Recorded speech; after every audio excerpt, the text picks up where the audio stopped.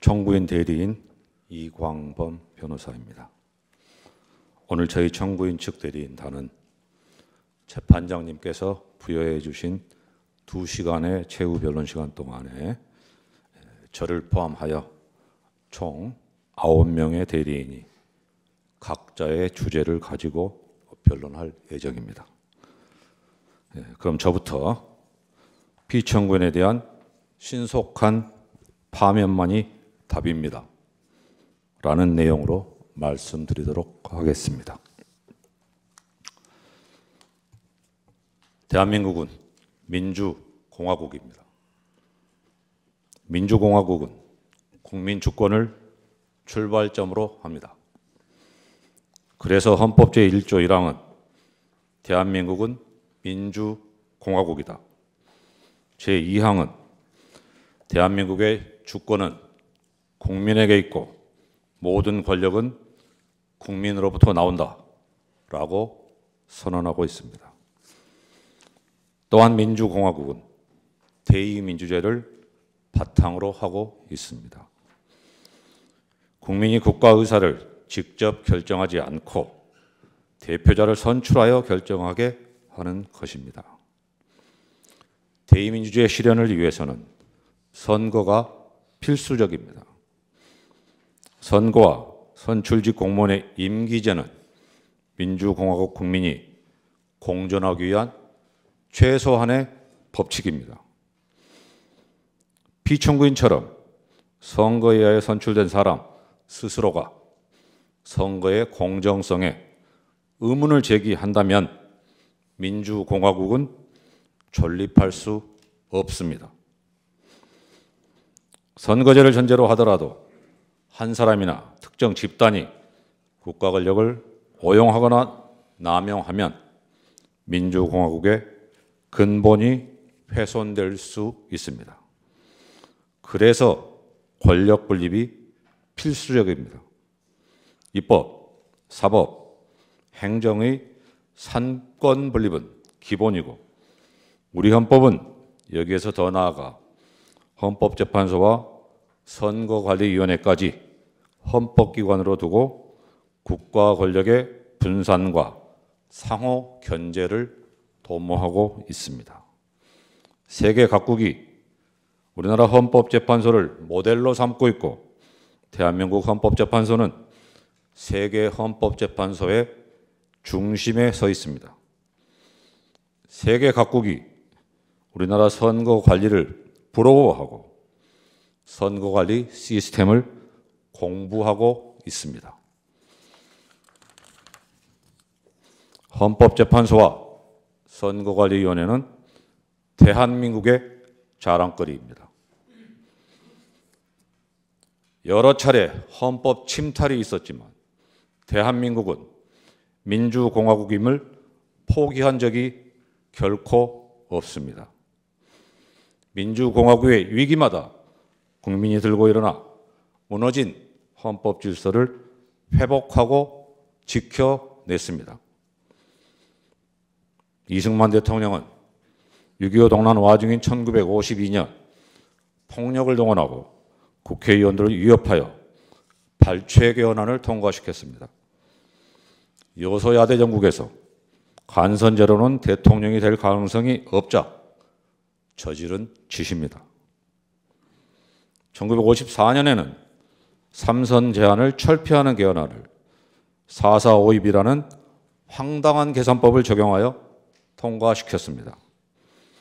이승만이 정신 독재의 야욕을 드러내자 민심은 등을 돌렸습니다. 그러자 이승만 정권은 1960년 그 유명한 3.15 부정선거를 저지르고 맙니다. 박정희 대통령은 어떠했습니까?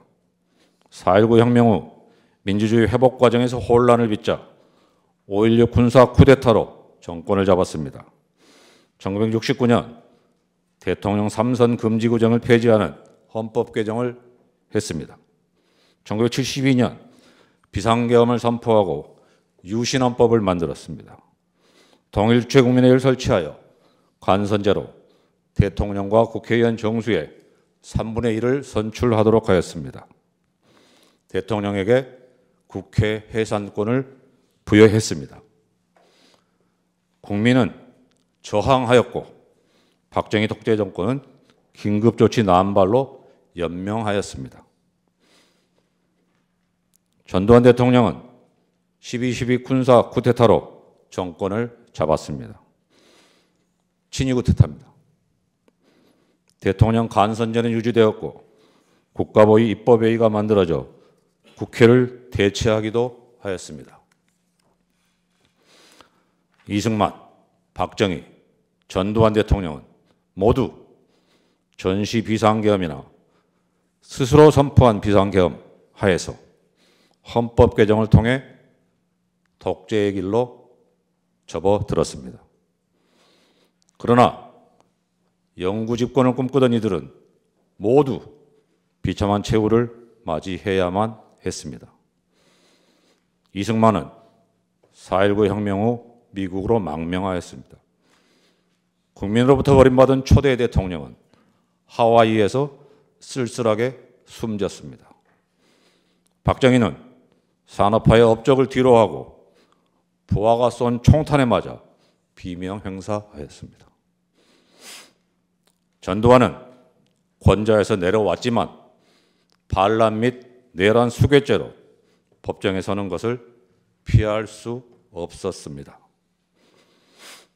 수많은 대한민국 국민이 역사의 고비마다 민주공화국 수호를 위하여 피 흘리고 목숨 바치고 옥살이를 마다하지 않은 결과입니다.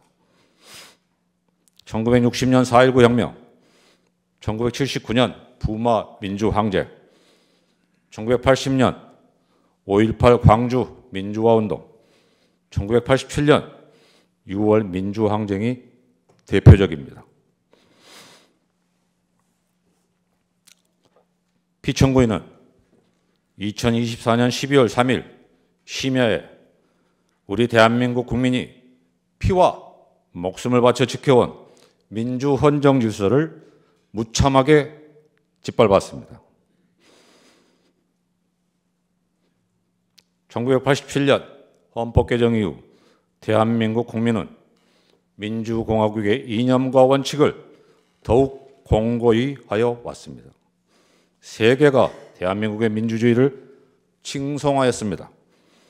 감히 현직 대통령에 의한 헌법 파괴와 민주공화국 전복 행위가 있을 것이라고는 꿈에도 생각하지 못했습니다. 그런데 2024년 12월 33일 밤 10시 23분경 한 해가 저무는 그날 밤 피청구는 정규방송을 중단시키고 나타나 국민 앞에 마주 앉아서 비상계엄 선포 담화문을 낭독하는 장면을 시청하도록 강요했습니다. 그 순간 우리는 여기저기 전화했고 이후 거의 모든 국민이 집에서, 식당에서, 길거리에서, TV나 휴대전화로 비상계엄 전개 상황을 실시간으로 시청하였습니다. 어떤 이들은 국회의사당으로 달려갔습니다. 피청구인은 담화에서 국회를 범죄자 집단의 소굴, 자유민주 체제를 붕괴시키는 괴물이라고 단정하였습니다. 파렴치한 종국 반국가 세력, 폐악질을 일삼는 망국의 원흉 반국가 세력을 반드시 일거에 척결하겠다고 결기를 보이기도 했습니다. 우리는 대한민국 국군이 완전 무장을 하고 헬기로 국회에 착륙하는 장면을 지켜봤습니다. 무장군인은 유리창문을 깨부수고 국회의사당에 난입했습니다. 경찰은 국회의원 출입까지 막아서면서 국회를 봉쇄했습니다. 시민들은 국회 밖에서 경찰에 맞섰습니다. 국회 안에서는 몸으로 심지어는 소화기 분말을 분사해서 내부에 진입한 무장군인의 본회의장 출입을 저지했습니다. 한마디로 영화나 드라마에서도 볼 수 없었던 초현실적인 장면들이었습니다. 동시에 생중계되는 국회의사당 본회의장은 긴박한 바깥 사정과는 달리 차분했습니다. 국회의장은 절차 준수를 강조하였습니다. 본회의장 안팎을 동시에 지켜보고 있는 국민은 저러다 저지선이 뚫리면 어쩌나 하면서 초조하게 애타게 지켜봐야만 했습니다. 여기에 더하여 계엄군이 중앙선거관리위원회, 과천청사 등을 봉쇄, 점거하고 선거정보센터에 무단 침입하였으며 직원들의 휴대전화를 빼앗았다는 사실이 드러났습니다. 중앙선거관리위원회에 대한 이러한 행위는 피청구인의 비상계엄 선포 담화나 계엄 포고문에서는 전혀 예정되어 있지 않은 행위입니다.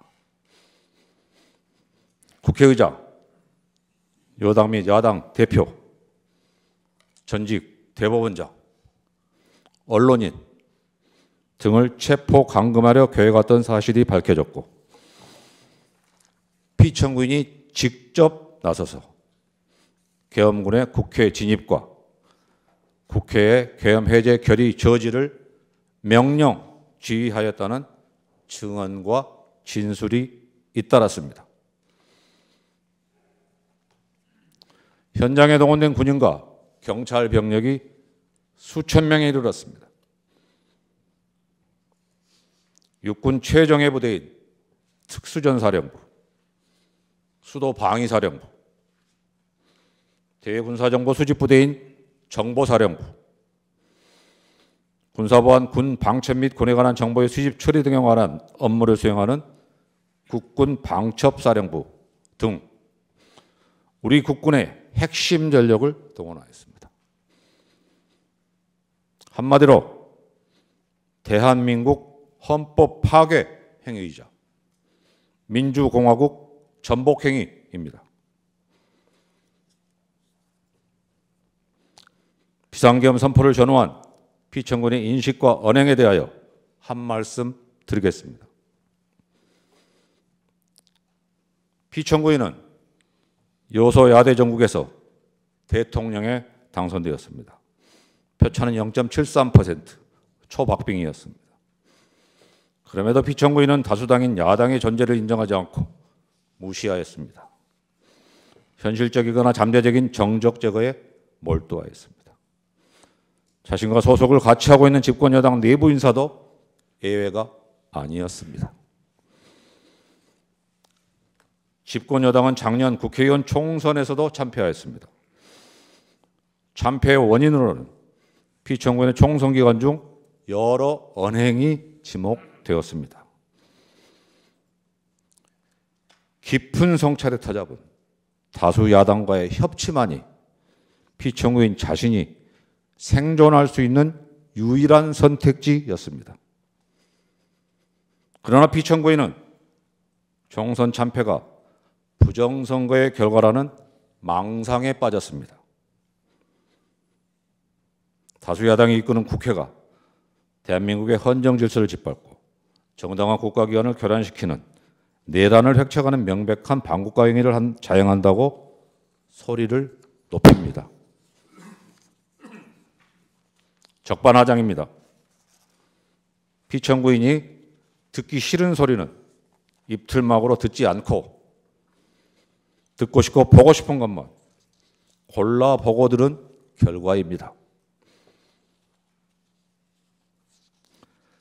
피청구는 2024년 12월 12일 담화에서 병력을 국회에 투입한 이유는 거대 야당의 망국적 행태를 상징적으로 알리고 질서 유지를 하기 위한 것이지 국회를 해산하거나 기능을 마비시키려는 것이 아니다.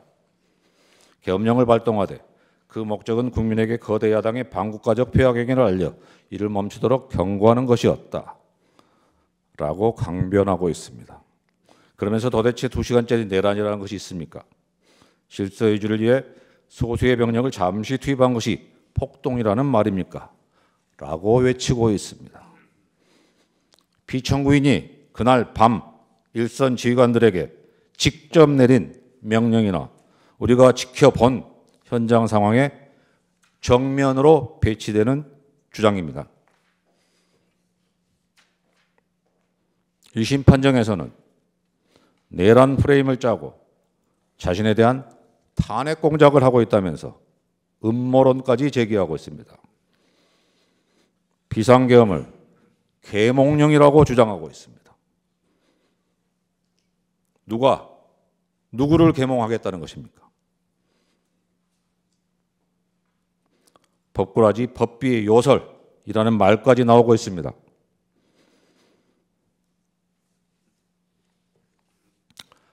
그래서 우리는 피청구인에게서 이승만, 박정희, 전두환을 연상할 수밖에 없는 것입니다. 피청구는 자신의 지시 한마디가 헌법이 되는 세상을 만들고자 한 것입니다. 국가를 사유화하고 대한민국 헌법 위에 군림하고자 하였습니다. 우리는 이것을 독재라고 부릅니다. 피청군이 비상계엄을 선포하는 그 순간 피청군은 더 이상 민주공화국 대한민국의 대통령이기를 스스로 포기한 것입니다.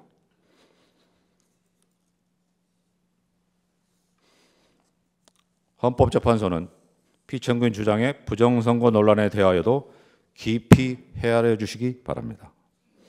피청구는 2025년 1월 15일 공개된 자필 메시지에서 우리나라 선거에서 부정선거의 증거는 너무나 많습니다.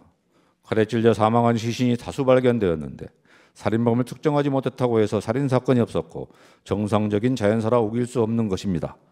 라고 주장하고 있습니다. 선거에 의하여 당선된 대한민국 대통령이라면 도저히 입에 담을 수 없는 말입니다. 부정선거가 권력을 가진 자에 의하여 자행되었다는 역사적 사실에도 반합니다. 대의 명분으로 삼았던 거창한 구호는 사라지고 부정선거 의혹 규명, 선거 시스템 점검이 비상계엄 선포의 목적이라고 이야기하고 있습니다. 구차합니다. 여기서 잠시 과거 어느 헌법재판관의 말씀을 살펴보겠습니다.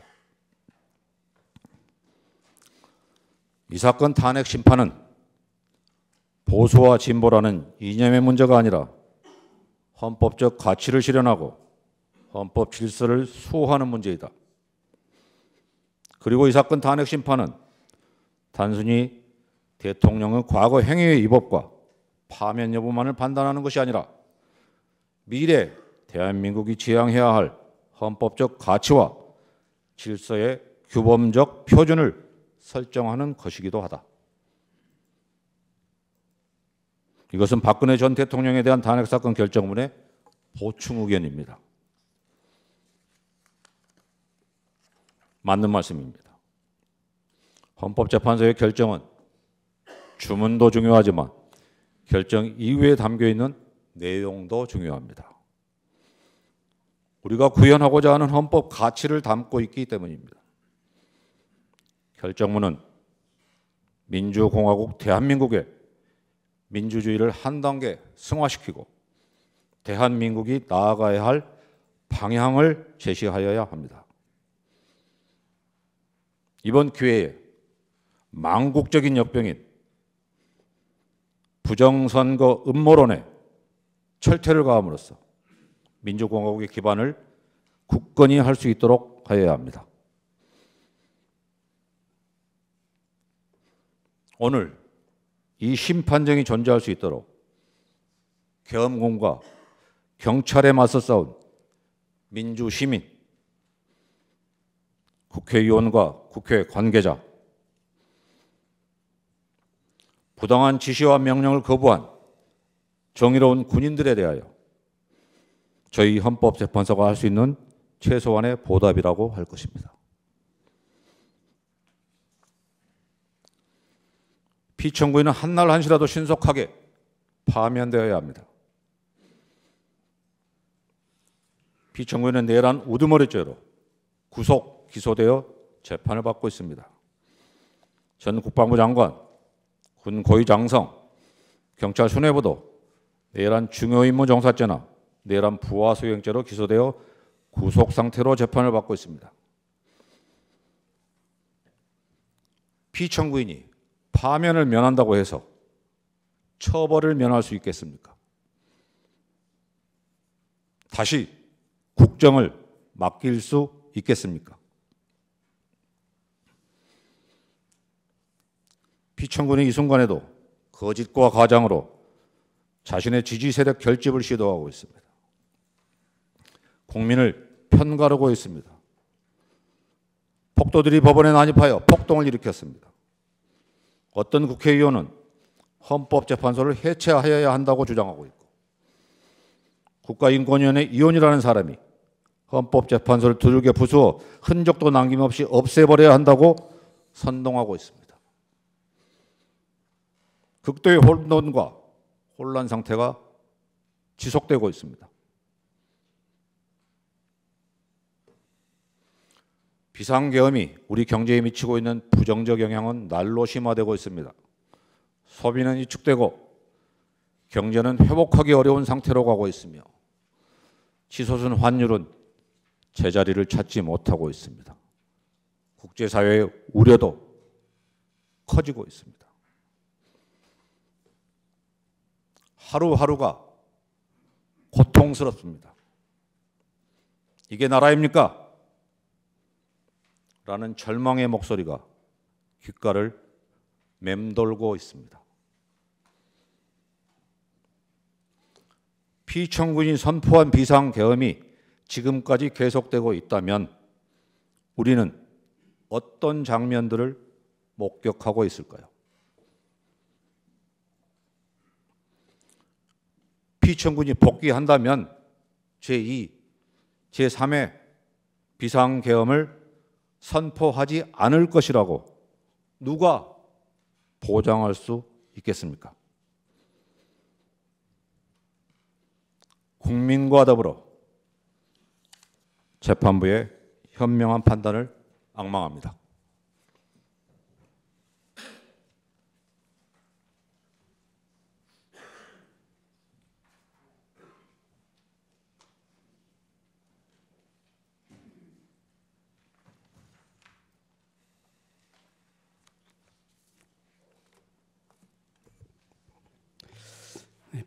청구인 대리인 이금기 변호사입니다.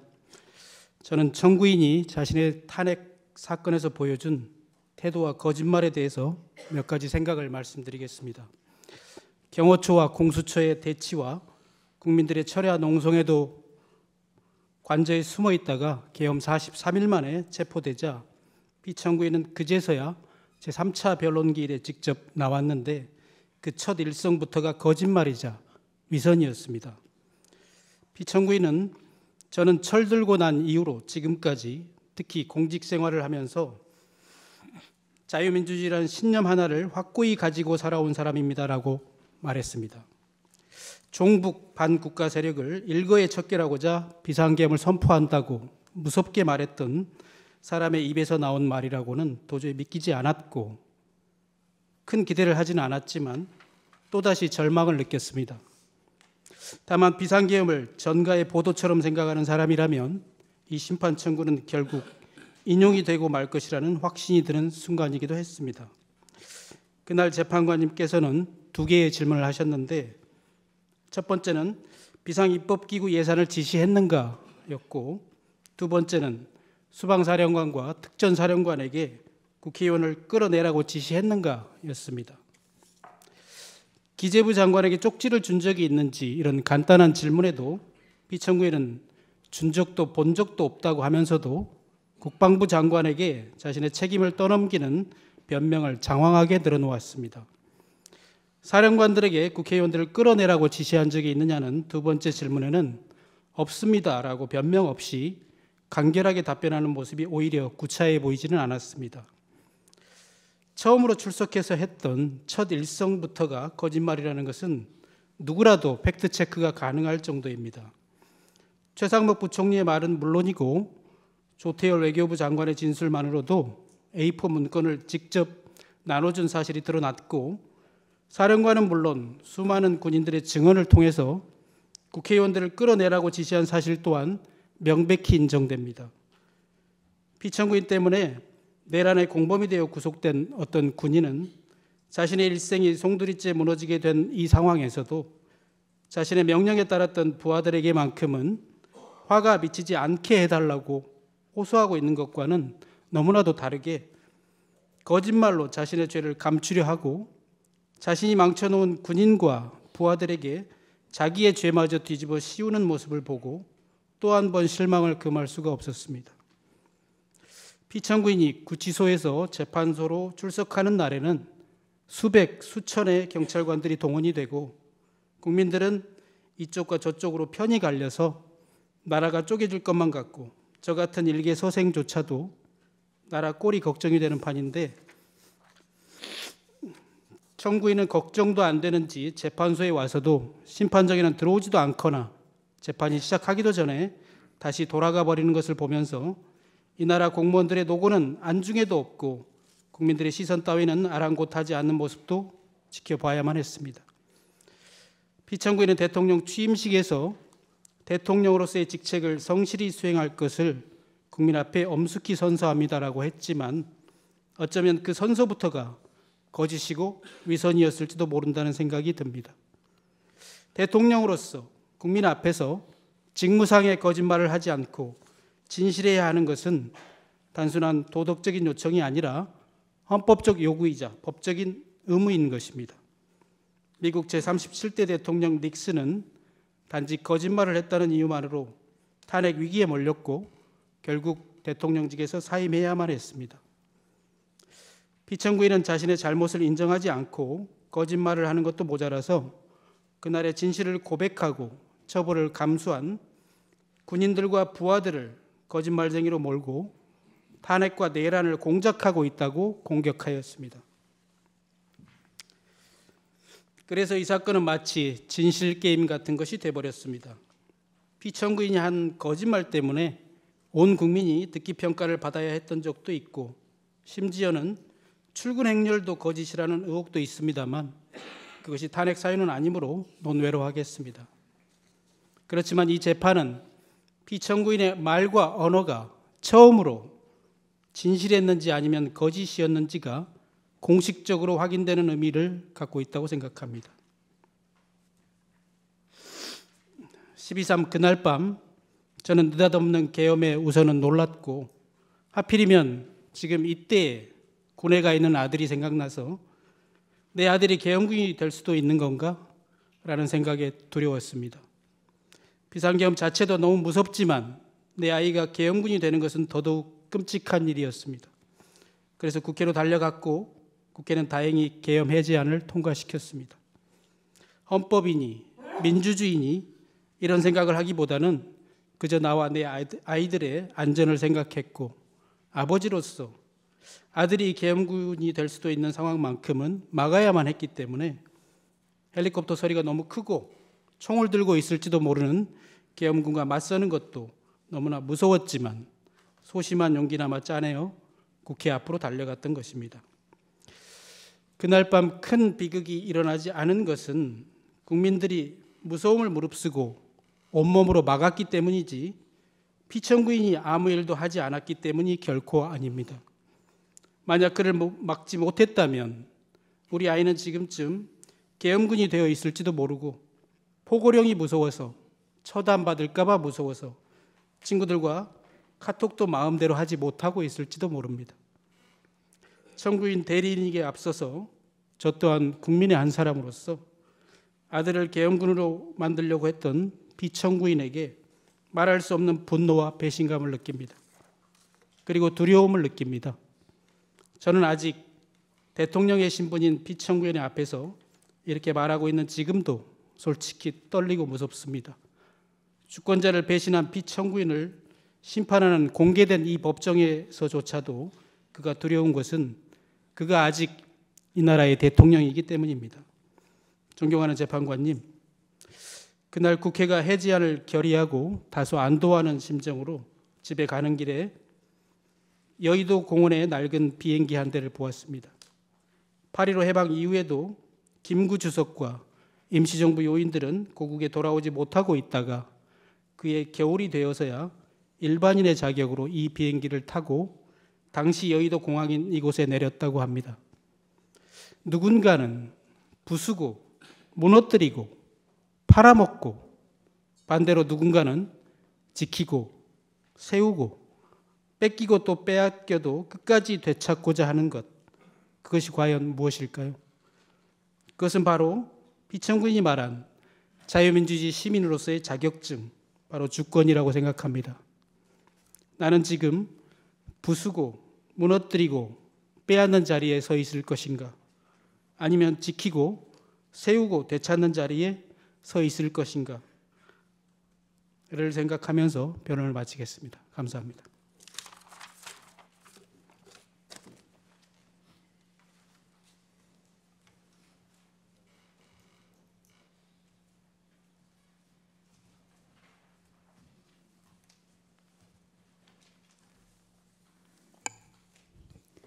청구인 대리인 김선유 변호사입니다. 저는 피청구인이 이번 비상계엄으로 대한민국 군대에 끼친 해악에 대해 말씀드리려고 합니다. 2022년 6월 24일 피청구인은 6.25 참전용사를 초청하여 메달을 수여했습니다.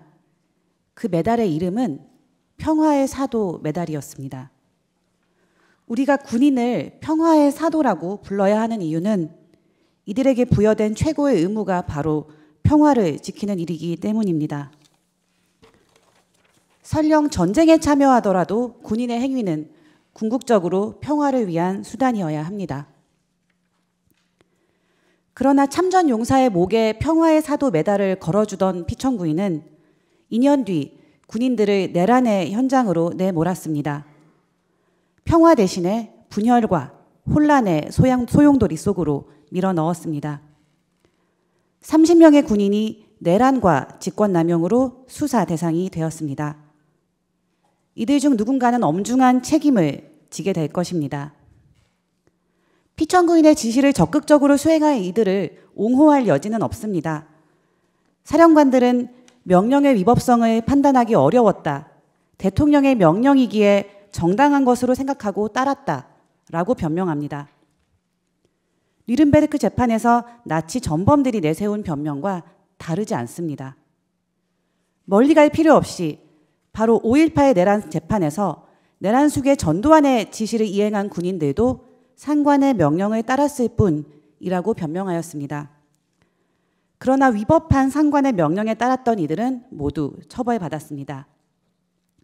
다만 이 모든 위법한 행위의 최종 명령권자로서 이들을 내란의 도구로 동원한 피청구인에게 가장 무거운 책임이 있음은 자명합니다. 대한민국은 국군의 정치적 중립을 헌법에 명시한 나라입니다. 우리 헌정사에서 다시는 군의 정치 개입과 군부 독재의 아픈 역사를 되풀이하지 않겠다는 의지의 천명입니다.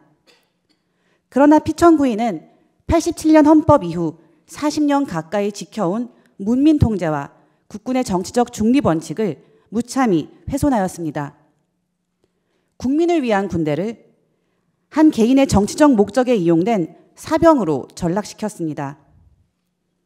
불과 몇 년 전 기무사를 해체하고도 국군은 또다시 정치 개입의 역사와 단절하지 못했다는 불명예를 안게 되었습니다. 국민들이 군의 정치적 중립은 물론 국가 안보에 대한 군의 헌신마저 불신하게 될까 우려스럽습니다. 이러한 불신은 자유민주주의 공화국의 토대를 위태롭게 합니다. 피청구인이 끼친 해악은 이뿐만이 아닙니다. 비상계엄 이후 이달 3일까지 52명의 특전부사관이 전역을 신청했습니다. 전년도 같은 기간에 비해 3배 이상 늘어난 숫자입니다. 숙련된 군 간부의 이탈은 군대가 또다시 내란의 주역이 되었다는 자괴감이나 비상계엄 이후 군대에 가해진 사회적 비난과도 무관하지 않을 것입니다. 양병 10년, 용병 1일이라는 말처럼 군인은 언제 있을지 모르는 한 번의 위기 상황을 대비하기 위해 긴 시간 피나는 각고의 노력과 훈련을 통해 양성되는 사람들입니다. 군인은 대한민국의 자유와 독립을 보전하고 국토를 방위하며 국민의 생명과 재산을 보호하고 나아가 국제 평화의 유지에 이바지함을 그 사명으로 삼고 있으며 충성과 성실, 정직과 청렴의 의무를 집니다. 이런 소명과 헌신을 담보로 국민은 세금을 기꺼이 지불하는 것입니다. 그러나 피천구인의 위헌 위법한 비상계엄은 동원된 군인들 개개인의 삶을 송두리째 파괴했을 뿐만 아니라 국가가 키워낸 소중한 인적 자원을 무용지물로 만들었습니다. 숙련되고 충성된 지휘관을 다시 양성하고 군에 대한 신뢰를 회복하기까지 우리 사회는 또다시 많은 시간과 비용을 치러야 할 것입니다. 이에 대해 군 통수권자인 피천구인은 이제까지 한 번도 진심 어린 사과와 용서를 빌지 않았습니다. 한 사람의 장군과 고급 장교가 탄생하려면 본인의 노력뿐 아니라 그 가족과 동료들의 응원과 헌신, 희생이 필요합니다. 이번 비상계엄에 동원된 군인의 가족과 동료들은 결코 치유하기 어려운 자괴감으로 괴로워하고 있을 것이 분명합니다. 누가 어떻게 이들의 상처를 보듬어 줄 것이며 그동안 군인으로서 지켜온 명예를 회복시켜 줄 수 있겠습니까? 군인이 추구하는 최고의 덕목은 용기이고 용기에 대한 최고의 보상은 명예입니다. 이 사건 심판정에서 우리가 목도한 군인의 용기를 보호하고 존중하는 것이 명예회복의 시작이 아닐까 합니다. 계엄 상황에서 모든 군인이 위법한 명령에 맹목적으로 복종하지는 않았던 것으로 보입니다. 소극적인 비협조나 주저함이었다 해도 피천구인의 비상계엄이 초래할 수도 있었던 더 큰 참상을 막은 것은 대단한 영웅적 행동이 아니라 상식과 양심에 따른 작은 용기들이었습니다. 나아가 위법한 명령을 거부하는 것이 용기가 필요한 결단이 아니라 당연한 군인의 권리이자 의무가 될 때 대한민국 군대는 비로소 권력자의 사병이 아니라 제복을 입은 민주 시민으로서 명예를 되찾을 수 있을 것입니다. 또한 일어난 일을 진실 그대로 증언하는 것도 용기입니다. 사령관들이 입을 닫아 감추려고 했던 그날의 진상은 그 부하들의 입을 통해 드러났습니다.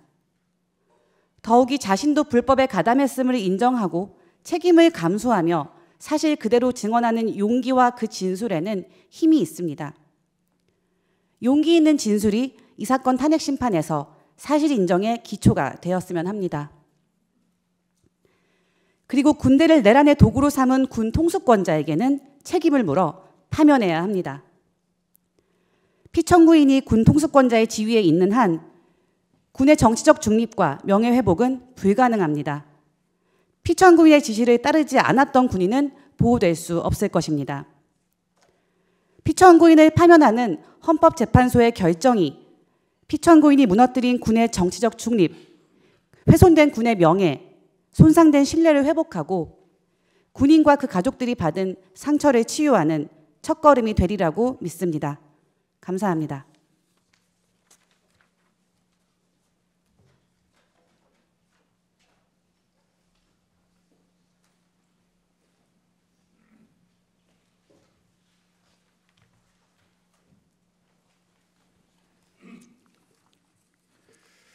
청구인 대리인 이원재 변호사입니다.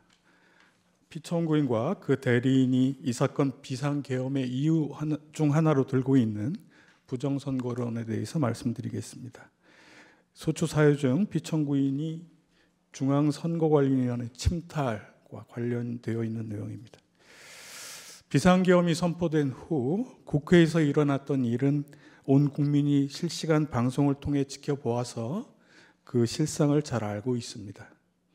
그러나 당시 군 병력이 선거관리위원회에 출동했던 일은 뒤늦게 알려지고 또 그 과정이 자세히 보도되지도 않아서 국민들에게 실상이 덜 알려져 있습니다. 이후 수사 과정에서는 비상계엄 주도 세력이 선관위 주요 직원들을 체포, 감금하고 심지어 고문까지 할 계획을 세운 것이 드러났습니다. 아시다시피 피청구인이 계엄을 선포하면서 밝힌 계엄 사유에는 선관위나 부정선거에 관한 내용은 없었습니다. 2024년 12월 12일자 담화에서 피청구인은 선관위 전산 시스템에 문제가 많아서 국방부 장관에게 점검하도록 지시하였다라고 하였습니다. 그러나 선관위 전산 시스템의 문제가 비상계엄의 사유가 될 수 없다는 점은 차치하더라도 피청구인이 문제라고 언급했던 내용은 사실과 달랐습니다. 담화에서 피청구인은 2023년 하반기에 국정원이 정보 유출과 전산 시스템 안정성을 점검하고자 하는 것을 선거관리위원회가 완강히 거부하였다. 보안 점검을 받게 된 후에도 전체 시스템 장비의 일부만 점검에 응하고 나머지는 불응하였다고 하였습니다. 그러나 2023년은 물론 그 이전이나 그 이후에도 국정원이 선관위에 보안 점검을 요구하거나 선관위가 보안 점검을 거부한 일은 없었습니다. 법률상 국회, 법원, 헌법재판소, 선관위 같은 헌법기관은 스스로 필요성이 있어 요청하지 않는 한 국정원의 보안 점검 대상이 아니기 때문입니다. 2023년 국정원의 보안 점검은 선관위가 스스로 요청해서 이루어졌습니다. 보안 점검을 받을 때 선관위는 전체 보유 장비에 대한 접근 권한을 국정원에 부여했습니다. 다만 국정원이 시간 제약 등으로 해서 선거 시스템과 관련한 중요 전산 장비 위주로 선정해서 일부만 점검하였던 것인데 이걸 두고 선관위가 장비 일부분만 점검에 응하고 나머지는 불응하였다라고 하는 것은 사실을 왜곡하는 주장입니다. 또 그 담화에서 피청구인은 국정원 직원이 해킹을 시도하자 얼마든지 데이터 조작이 가능하였고 방화벽도 사실상 없는 것이나 마찬가지였다라고 하였습니다. 그러나 당시 보안 점검은 부정선거 방지를 위한 각종 법적, 제도적 장치를 배제하고 기술적 부문에 한정해서 실시되었습니다. 또 기술적인 부문의 모의 해킹도 선관위가 국정원의 시스템 정보와 접속 관리자 테스트 계정을 미리 제공하고 침입 탐지 차단 등 자체 보안 시스템을 완전히 적용하지 않은 상태에서 진행되었습니다. 이런 조건을 무시하고 얼마든지 데이터 조작이 가능하였고 방화벽도 사실상 없는 것이나 마찬가지였다라고 하는 것은 지나친 확대 해석입니다. 피청구인은 2024년 4월 총선을 앞두고 선관위에 문제 있는 부분에 대한 개선을 요구했지만 제대로 개선되었는지는 알 수 없었다라고도 했습니다. 그러나 선관위는 보안점검 이후에 지적된 취약점을 대부분 조치하고 24년 4월 총선 전에 정당 참관인 입회하에 2차례 국정원과 합동으로 이행 여부 현장 점검을 완료하였습니다. 달리 국정원이나 다른 기관이 선관위의 시스템에 대해서 문제점을 제기하거나 점검 요구를 하거나 개선 요구를 한 적은 없었습니다. 즉 개선 여부를 알 수 없었다는 주장은 사실이 아닙니다. 피청구인은 2025년 1월 15일에 공개한 국민께 드리는 글에서 선관위의 시스템의 부실에 관한 주장에서 한 발짝 더 나아가서 우리나라 선거에서 부정선거의 증거는 너무 많다. 선거소송의 투표함 검표에서 엄청난 가짜 투표지가 발견되었다는 등 부정선거 주장까지 하였습니다. 그러나 과거 여러 차례 선거소송 재검표에서 정규 투표지가 아닌 가짜 투표지는 발견된 적이 없습니다. 피청구인 대리인이 가짜라고 주장하는 투표지들은 21대 국회의원 선거의 소송 재검표 과정에서 나온 투표지입니다. 이에 관해서 대법원은 상세한 조사와 검증을 거쳐서 해당 투표지는 별 문제가 없거나 사소한 실수, 단순한 기계적 오류에 의한 것이어서 부정선거의 증거가 될 수 없다고 판결했습니다. 법률가인 피청구인이 한 번만이라도 이 판결을 제대로 읽어보았다면 아마 가짜 투표지 주장이라는 것이 얼마나 근거 없는지 쉽게 알 수 있었을 것입니다. 판결이 아니더라도 이 투표지들이 누군가 부정선거를 목적으로 투입한 가짜 투표지라면 특정 후보에게 유리한 투표지였을 것입니다. 그러나 가짜 투표지 주장을 하는 어느 누구도 그 투표지가 누구한테 유리했나 하는 그런 내용은 전혀 말을 하지 않고 있습니다. 그 투표지들이 특정 후보에게 유리한 내용이 아니었기 때문입니다. 피청구인이 말하는 칼에 찔려 사망한 시신은 어디에서도 발견되지 않았습니다. 우리나라의 투 개표는 수많은 사무원과 관계 공무원, 공공기관 직원, 참관인 등이 참여한 가운데 실물투표 또 공개 수작업 개표 방식으로 진행되고 사후에도 실물투표지를 통해 개표 결과를 검증할 수 있습니다. 그 과정에서 정보 시스템이나 기계 장치는 보조수단으로 사용됩니다. 투개표 과정에 한 번이라도 참여해 본 사람이라면 현실에서 누군가 가짜 투표지를 투입하거나 투개표 데이터를 조작하는 것은 사실상 불가능하다라는 것을 잘 알 것입니다. 이 사건 소추 이후에서는 피청구인이 비상계엄을 선포하고 선거관리위원회에 침입해서 서버를 압수수색하고 하는 행위들이 위헌 위법성이 주로 다루어졌지만 비상계엄 이후 피청구인이 담화 등을 통해 선거관리위원회를 공격하고 부정선거 음모론을 제기시키고 확산시킨 행위는 우리나라 선거제도, 대의제도에 더욱 치명적인 영향을 끼쳤습니다. 또 선거관리위원회와 선거 시스템의 신뢰성을 크게 훼손시켰습니다. 부디 피청구인이 주장하는 부정선거 음모론이 얼마나 근거 없는 것인지를 제대로 판단하셔서 우리나라 선거제도와 대의제도의 신뢰성 그리고 선거관리위원회와 수많은 투개표 사무원, 참관인들의 명예와 자긍심을 회복시켜 주시기 바랍니다. 감사합니다.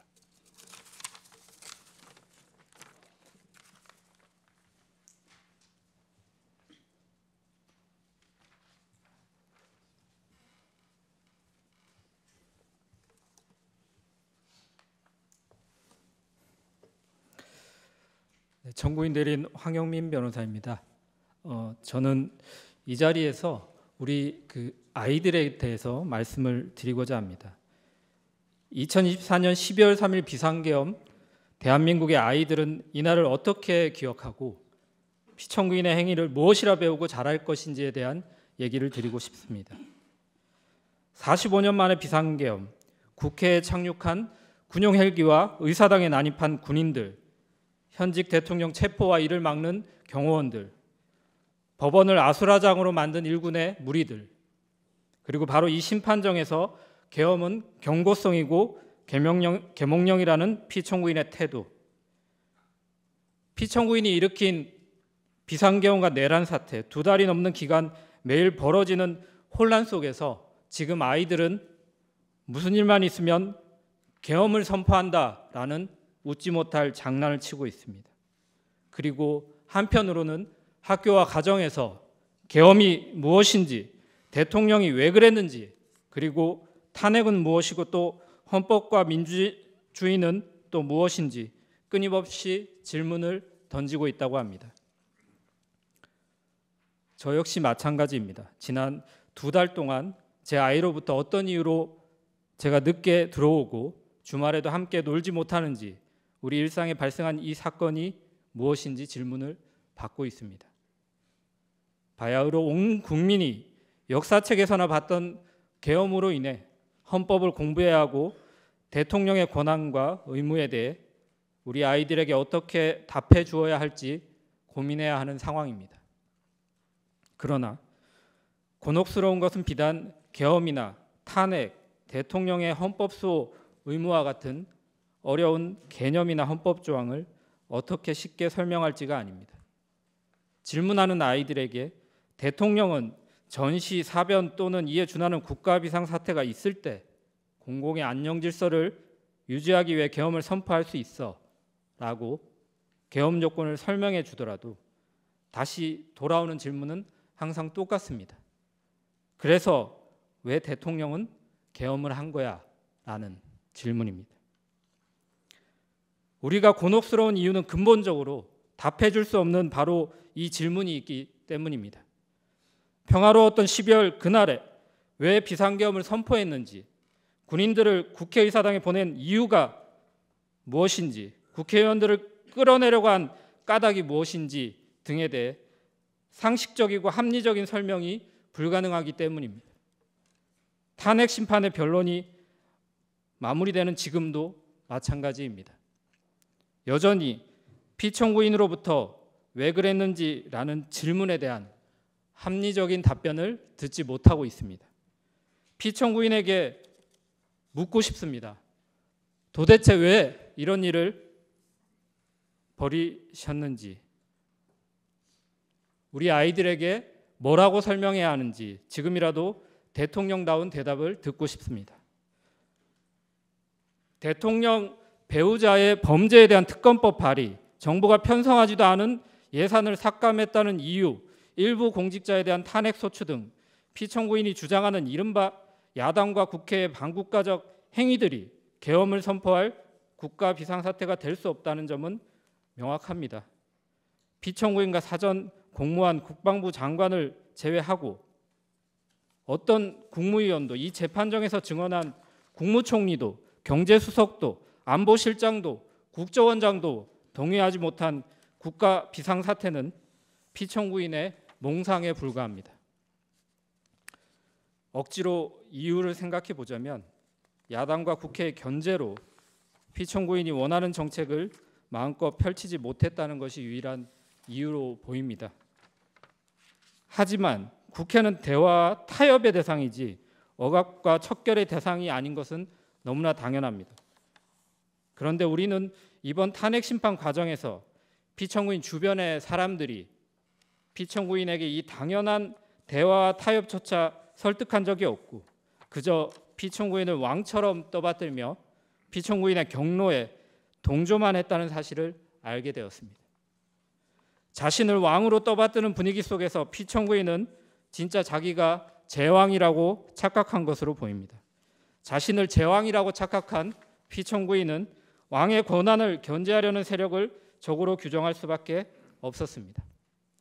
자기 주변의 모든 사람들이 자신을 왕으로 대해주는데 도대체 왜 국회만 자신을 왕으로 인정해주지 않느냐며 분노했을지도 모르겠습니다. 그러다 피청구인은 군대를 동원하여 진짜 제왕이 되고자 하였습니다. 이번 계엄은 국회에 대한 경고용이었다라는 피청구인의 변명을 믿어본다면 피청구인은 아마도 군사력을 과시하여 제왕의 권위를 떨쳐보이려 했던 것 같기도 합니다.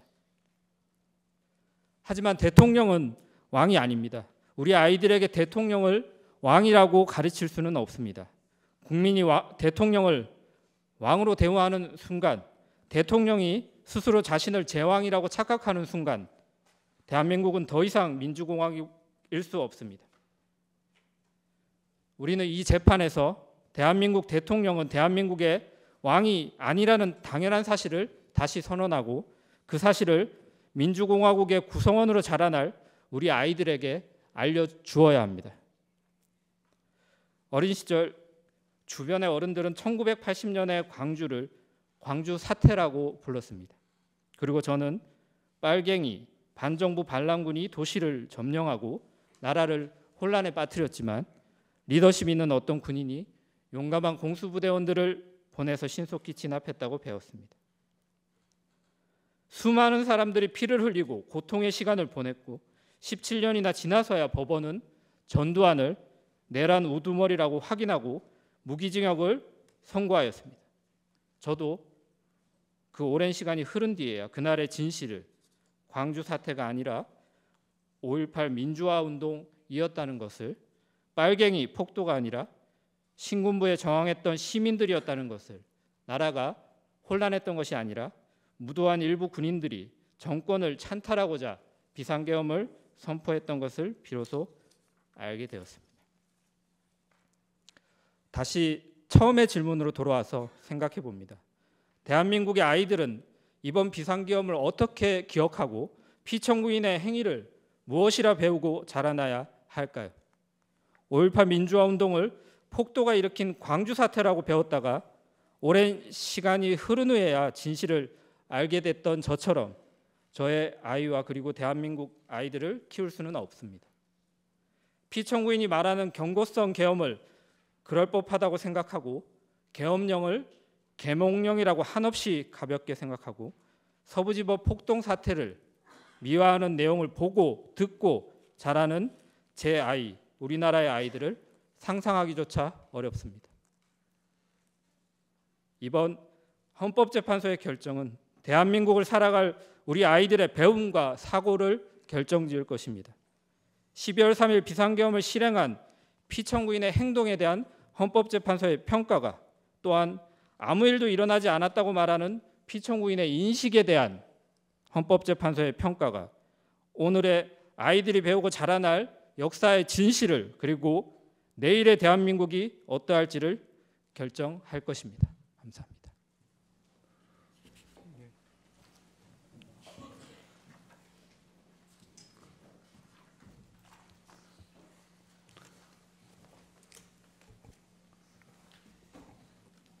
네, 청구인 대리인 장승우 변호사입니다. 저는 이 사건 탄핵소추 사유와는 살짝 비껴나서 피청구인이 오염시킨 헌법의 말에 대해서 말씀드리려고 합니다. 피청구인이 헌법에 대해 언급했던 말을 일별해 보면서 그가 얼마나 왜곡된 헌법 인식을 가지고 있었는가 하는 점을 살펴보겠습니다. 말은 같은 말을 사용하는 언어 공동체의 구성원들이 서로 소통하는 수단이자 생각을 담는 그릇이라고 합니다. 따라서 누군가가 사용하는 말이 그 말하고자 하는 대상을 제대로 담아내지 못하고 엉뚱한 의미로, 심지어 정반대의 의미로 쓰인다면 더 이상 소통은 불가능할 것입니다. 만일 그 누군가가 권력자라면 개인과 개인 사이의 소통 단절에 그치는 것이 아니라 언어 공동체 전체가 큰 혼란을 겪게 될 것입니다. 피청구인은 자신이 당선된 지난 대선 시기에 자주 헌법을 이야기했습니다. 이번 대선은 반헌법적 세력과 헌법 수호 세력의 대결이라고 하면서 이 나라의 헌법을 지켜야겠다는 마음에서 대선에 나왔다라고 했습니다. 자신의 검찰총장 이력을 내세우면서 상식과 공정을 역설하기도 했습니다. 피청구인이 강조한 헌법 수호나 상식, 공정과 같은 말들은 유권자들에게 적지 않은 울림을 주었습니다. 그 결과였는지 피청구인은 대통령에 당선되었습니다. 대통령 취임식에서 피청구인은 나는 헌법을 준수하고로 시작하는 대통령 선서를 하였습니다. 이어진 취임사에서 피청구인은 민주주의 위기의 원인으로 반지성주의를 지목하면서 그 극복 수단으로 합리주의와 지성주의를 말하기도 했습니다. 그러나 피청구인이 얘기한 공정과 상식, 합리주의와 지성주의, 헌법 수호라는 말의 의미가 국민 일반의 보편적인 인식과는 다르다는 것을 확인하는 데에는 그리 오랜 시간이 걸리지 않았습니다. 피청구 의원이 대통령으로 취임한 지 넉 달쯤 되었을 무렵입니다. 미국 순방 중에 피청구인이 사용한 비속어가 논란이 된 적이 있습니다. 이후 대통령실은 그 논란을 집중 제기했던 특정 언론사 기자의 전용기 탑승을 배제하는 조치를 하였습니다. 이에 대해서 피청구인은 대통령의 헌법 수호 책임의 일환이라면서 부득이한 조치라고 했습니다. 헌법이 보장하는 언론의 자유를 탄압하면서 헌법 수호를 내세운 것입니다. 이후로도 피청구인의 반헌법적인 언사는 지속적으로 반복되었습니다. 2022년 10월경에는 적대적 반국가 세력과는 협치가 불가능하다고 했습니다. 협치의 대상인 야당을 적대적 반국가 세력이라고 규정한 것입니다. 2023년 광복절 경축사에서도 우리 사회를 자유민주주의와 공산전체주의로 갈라진 분열적 상태로 규정하면서 사실상 진보적 시민사회와 야권을 싸잡아 반국가 세력, 공산전체주의 세력이라고 낙인 찍었습니다. 이후로도 정부나 대통령의 비판적인 세력을 자유민주주의에 반하는 것으로 보고 이들을 척결 대상으로 삼겠다는 피청구인의 인식은 갈수록 강고해졌고 그의 언어는 더욱 강팍해졌습니다. 피청구인의 이러한 언행에 민심이 등을 돌린 것은 당연한 일이었습니다. 2024년 4월 총선에서 국민들은 피청구인의 독단적인 국정 운영에 대해 냉엄한 심판을 하였습니다. 그러나 그러한 총선 결과를 받아들고도 비판 세력에 대한 피청구인의 태도는 달라지지 않았습니다. 오히려 선거 결과를 부정선거의 탓으로 돌리려는 망상을 키워온 것으로 보입니다. 피청구인은 급기야 종북 반국가 세력을 척결하겠다면서 45년 만에 비상계엄을 감행하기에 이르렀습니다. 12.3 그날 대국민 담화를 필두로 피청구인은 일련의 어지러운 말들을 쏟아냈습니다. 그날 밤 담화문에서 피청구인은 야당의 입법 독재가 헌정 질서를 짓밟고 있다고 했고 내란을 획책하는 명백한 반국가 행위라고 규정했습니다. 국회는 범죄자 집단의 소굴이 되었고 자유민주주의 체제를 붕괴시키는 괴물이 되었다고 했습니다.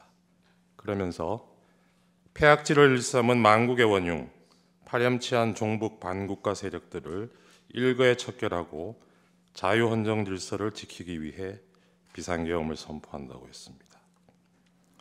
피청구인이 말하는 자유헌정 질서, 즉 자유민주적 기본 질서의 핵심 요소는 복수정당제 하에서 야당으로 대표되는 정치적 반대파를 존중하고 보호하는 것입니다.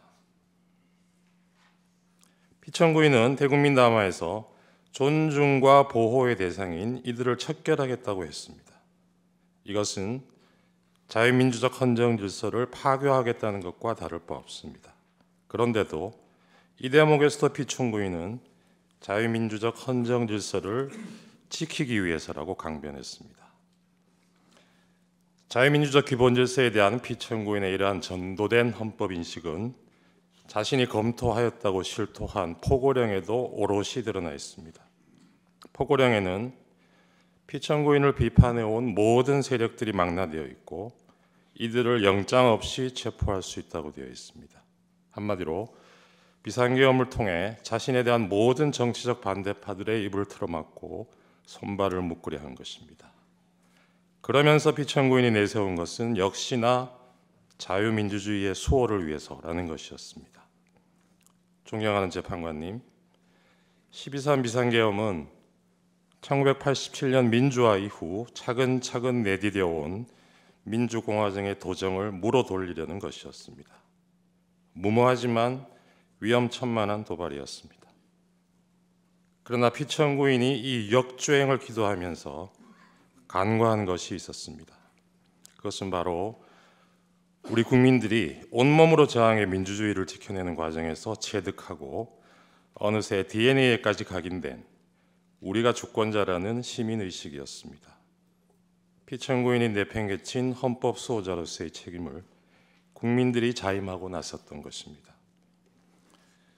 비상계엄 선포 직후 권력자의 헌정 파괴 시도를 저지하기 위해 많은 시민들이 국회로 달려왔습니다. 그 모습은 대한민국의 주권은 국민에게 있고 모든 권력은 국민으로부터 나온다는 헌법 제1조가 현실에서 작동하는 것을 확인시켜주는 감동적인 장면이었습니다. 이날 우리는 살아 숨쉬는 헌법의 실체를 온몸으로 느끼는 실로 역사적인 체험을 한 것입니다.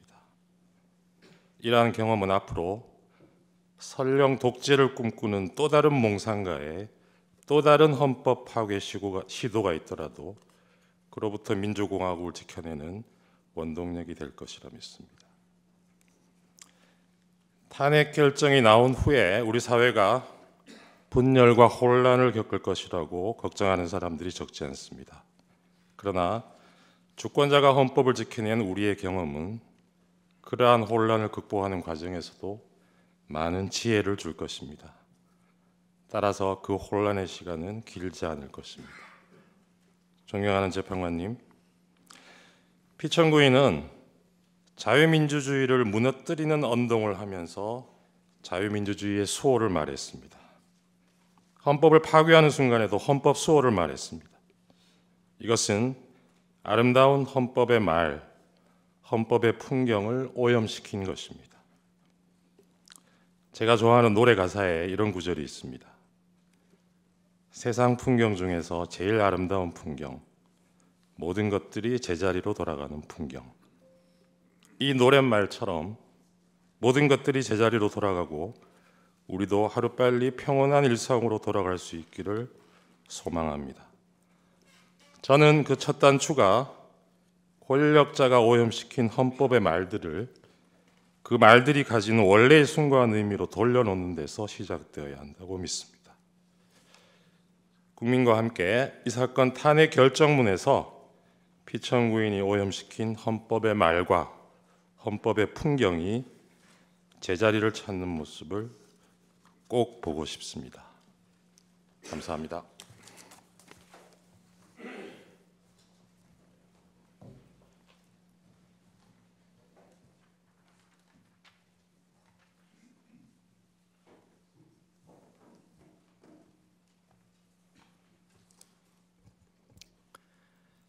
안녕하십니까.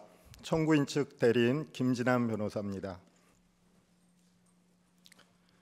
저는 헌법재판소 그리고 2025년 우리 시민들에게 필요한 진실과 용기라는 주제로 말씀드리려고 합니다. 헌법재판소는 대한민국의 헌법 질서를 지키는 최후의 보루입니다. 하지만 권력자나 다른 국가기관을 압도할 수 있는 힘을 갖고 있지 못합니다. 헌법재판소가 갖는 재판의 권한도 사실 다른 권력기관이 갖는 힘과 비교할 때 그 힘이 미미합니다. 판단하는 힘이라기보다는 오히려 질문하는 힘에 가깝습니다. 헌재가 갖는 유일한 힘은 바로 그 질문하는 힘, 그리고 그 질문이 갖는 설득력입니다. 헌법재판소는 그동안 이런 질문의 힘을 공정하고 정의롭게 사용해 왔습니다. 그 덕분에 우리 사회는 한 걸음 더 성장할 수 있었습니다. 우리의 민주주의가 성숙하게 된 데에 기여한 수많은 요인 중 헌법재판소의 업적을 빼놓을 수는 없습니다. 40년도 되지 않는 길지 않는 역사를 가진 헌법재판소는 대한민국 공동체가 나아가고 민주주의에 대한 신뢰를 굳건히 하는 나침반과 안전판의 역할을 수행해 왔습니다. 무엇보다도 그 전까지 무시되고 배척되었던 힘없는 사람들의 목소리를 존중하고 경청해 왔습니다. 정치 사회 세력이 서로 치열하게 대결하여 어떤 결론도 내리지 못하고 갈등할 때 헌법재판소의 판단으로 평화적으로 처리할 수 있었습니다. 이런 헌법재판소의 성취가 가능하였던 가장 중요한 이유는 우리 국민들이 헌법재판소의 질문과 판단을 신뢰하고 존중하였기 때문입니다.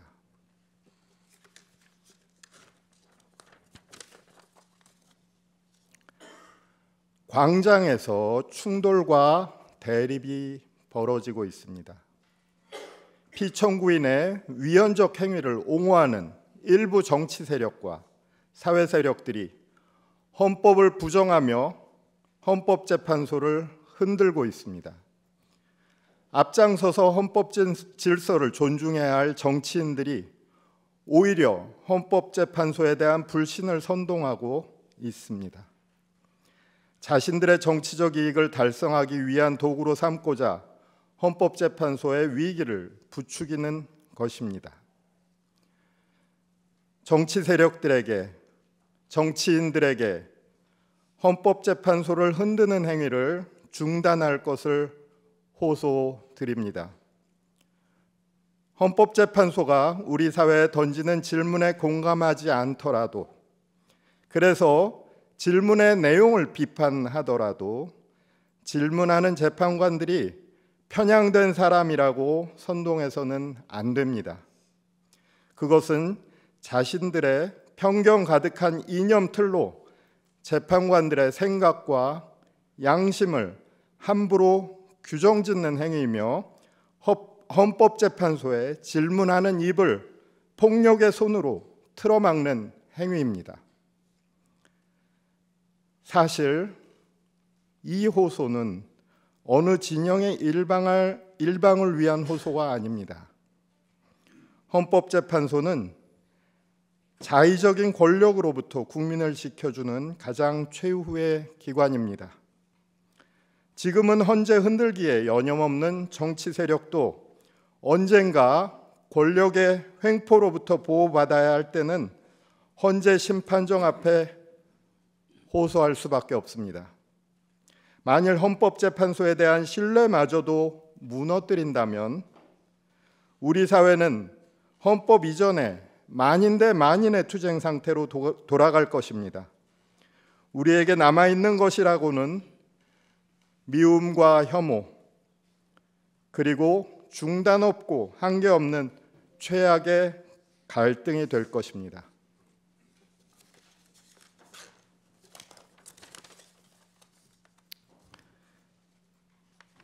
(2025년) 우리에게 필요한 진실과 용기에 관하여 말씀드리겠습니다. 1987년 이후 도도하게 흐르고 있는 대한민국의 민주주의는 우리 역사에 거스를 수 없는 성취입니다. 때로는 민주주의가 흔들리는 순간과 마주하기도 했습니다. 불의한 권력이 법과 정의를 무너뜨리려 했던 순간, 공동체가 분열되고 서로에 대한 신뢰가 흔들렸던 순간, 우리는 무엇을 해야 할지 고민해야 했습니다.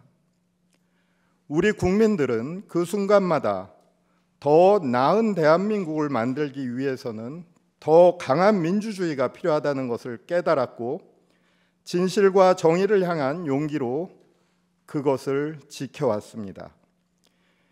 이제 민주주의와 기본권 보장은 단순한 제도가 아니라 국민들의 보편적 합의이며 그 의미를 내면화한 우리 모두의 가치이고 양심입니다. 그리고 우리는 지금 다시 한번 중요한 선택의 기로에 서 있습니다. 현재 우리에게는 어떤 진실과 용기가 필요할까요? 제가 생각하는 우리에게 필요한 진실과 용기는 이런 것들입니다. 첫째, 있는 그대로의 사실을 직시해야 합니다. 민주주의를 위협하는 행위가 있을 때 우리는 그것을 있는 그대로 바라보고 판단해야 합니다. 진실을 외면하는 순간 무이성과 비합리가 지배하던 시대로 돌아갈 수밖에 없습니다. 이 사건 탄핵 심판 사건의 본질은 다음과 같은 질문을 담고 있습니다. 우리의 민주주의는 최고 권력자가 비상계엄과 군을 동원해서 권력 전체의 사유화를 노리는 행위를 허용하는가? 이 사건의 본질을 바꿔보려고 시도하는 세력들은 주장합니다. 이것은 여당과 야당 간의 권력 투쟁이다. 좌파와 우파의 대결이다. 극한의 투쟁을 벌인 야당을 응징하기 위한 불가피한 조치였을 뿐이다. 하지만 우리 헌법은 정치적 반대파를 제거하기 위해 비상계엄과 군을 동원하는 것을 어떠한 경우에도 허용하고 있지 않습니다. 어떤 거짓 명분과 허위 주장으로 분치를 한다고 해도 민주주의 헌법의 근간을 침해한 행위의 본질이 바뀔 수는 없습니다. 둘째, 우리는 민주주의를 파괴한 자들에게 반드시 책임을 물어야 합니다. 헌법을 보호하고 준수하겠다고 선서한 대통령이 날벼락 같은 비상계엄을 선포해 민주공화국을 해체하려고 했습니다.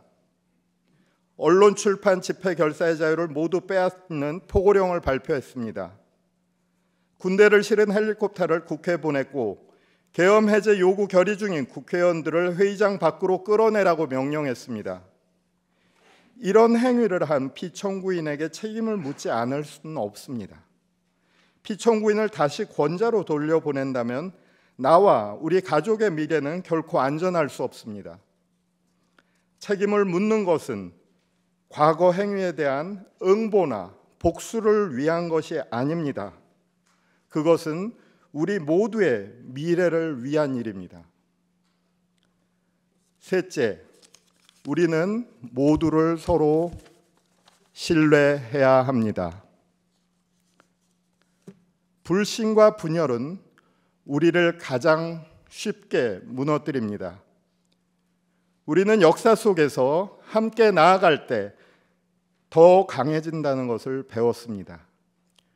우리를 갈라놓으려는 거짓 선동과 거짓말들을 이겨내고 민주주의를 지키기 위해 손을 잡아야 합니다. 같은 목표를 향해 가는 동료 시민으로서 우리는 다시 협력하고 연결되어야 합니다.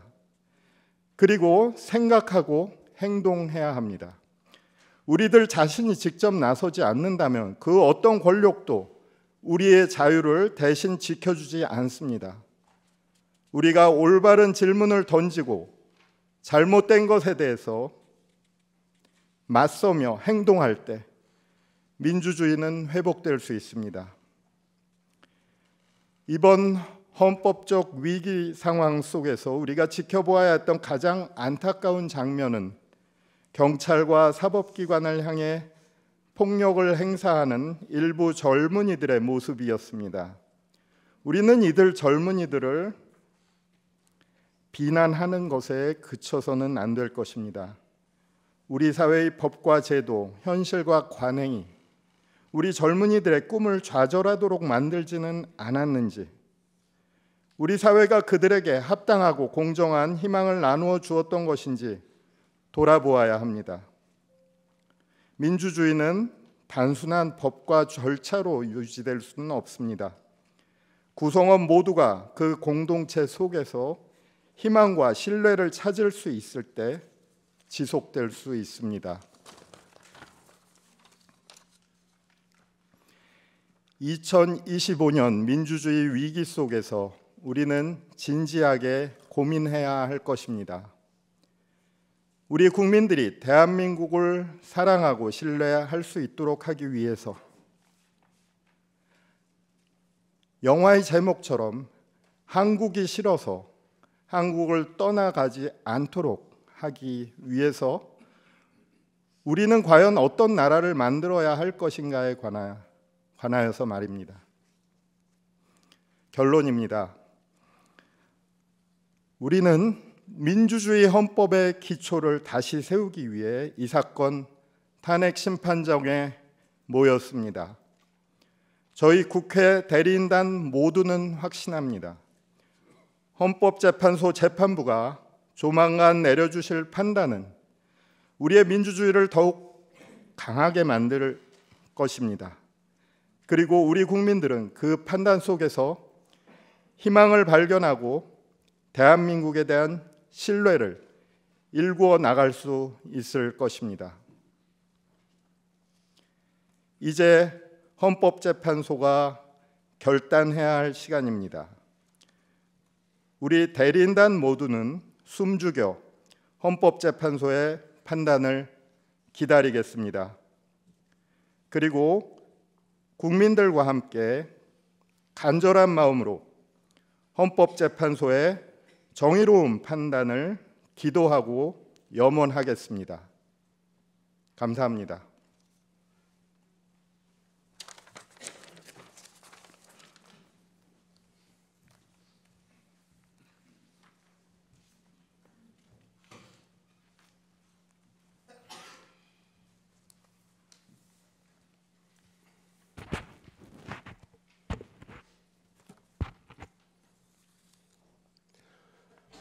정구인 대리인 김희수 변호사입니다. 헌법재판소가 힘들고 어려운 여건 속에서 당사자 쌍방의 공평한 기회를 보장하고 법이 정한 절차와 헌법재판소가 확립한 선례에 따라 오늘 2회의 변론 준비 기일과 11회의 변론 기일을 진행해 주신 데 대해 먼저 경의를 표합니다. 이 기회를 통해 국회 소추 대리인단은 피청구인에 대한 파면 사유와 필요성을 충분하게 주장하고 소명 입증할 수 있었습니다. 감사합니다. 오늘 저는 신뢰와 헌법, 신뢰와 대통령에 관하여 말씀드리려고 합니다. 공자의 제자 자공이 스승에게 정치에서 무엇이 중요한지 물었습니다. 공자는 대답하였습니다. 식량을 풍족하게 하는 것, 군비를 넉넉히 하는 것, 백성들이 믿도록 하는 것이다. 자공이 다시 물었습니다. 어쩔 수 없이 한 가지를 버려야 한다면 어느 것을 먼저 버려야 합니까? 군대를 버린다. 자공은 또다시 묻습니다. 또 한 가지를 버려야 한다면 어느 것을 버려야 합니까? 식량을 버린다.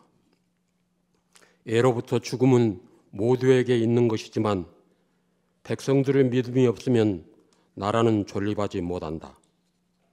논어의 안연편 제7절에 나오는 구절입니다. 우리 국민들에게 정치에서 무엇이 중요한지 묻는다면 어떤 대답이 나올지 궁금합니다. 전쟁과 굶주림에 참혹한 기억을 간직하고 있는 세대라면 아마도 국방이 가장 중요한 것이고 또한 식량이라고 할지 모르겠습니다. 그런데 공자가 살았던 BC 5세기 춘추 시대의 말기는 그야말로 굶주림과 전쟁이 끊임없이 이어졌던 시대였습니다. 그 혼란의 시대에서 공자가 통찰한 정치의 근본은 백성의 믿음이 없으면 나라는 설 수 없다는 것이었습니다. 그 통찰은 오늘날의 시대에도 그대로 적용됩니다. 국민의 믿음, 신뢰가 없으면 나라가 설 수 없습니다. 어느 정권이나 실수와 잘못은 있기 마련입니다. 중요한 것은 잘못을 줄이려는 노력, 그리고 실정이 발생했을 때 이를 인정하고 원인을 분석하여 같은 잘못을 되풀이하지 않도록 노력하는 자세입니다. 그러한 태도가 국민의 공감을 불러일으킬 때 신뢰는 유지될 수 있을 것입니다. 피청구인은 실패와 실정을 인정하지 않았습니다. 인정하지 않았으므로 사과도 없었습니다. 모든 잘못을 야당과 전 정권에 대한 책임 전가로 일관하였습니다. 어느덧 피청구인의 주변에서는 아집, 불통, 경로란 말들이